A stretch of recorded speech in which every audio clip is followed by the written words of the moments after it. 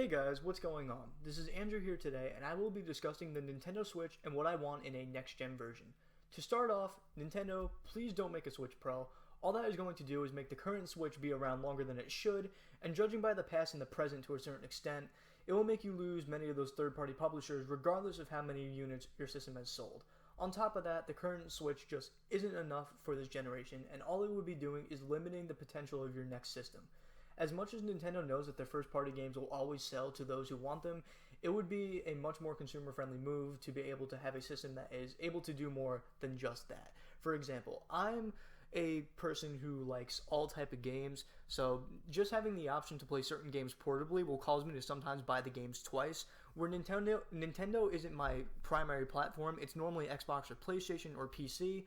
A lot of the times I'll buy the game a second time because I would like to play the game again, and just having it portably just gives me the motivation to get it again. So let's get to the next part. Now that we've covered that, let's talk about what I want out of the system.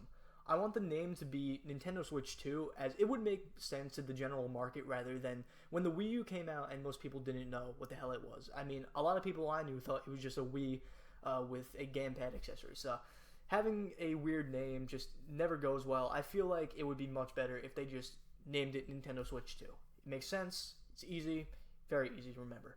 The power of the system should at the very least be above the Xbox One and PS4, and it should feature at the very least a 720p screen with capabilities of outputting to 4K in docked mode. I believe that the features to be added should be fully backwards compatibility with the previous Switch, as well as the accessories, kind of similar to the Wii going to the Wii U. I also believe that Nintendo should follow what Sony and Microsoft are doing by offering next-gen upgrades for certain games. Many games on the current Switch run like garbage, and a new Switch with more power should eliminate those issues if handled correctly.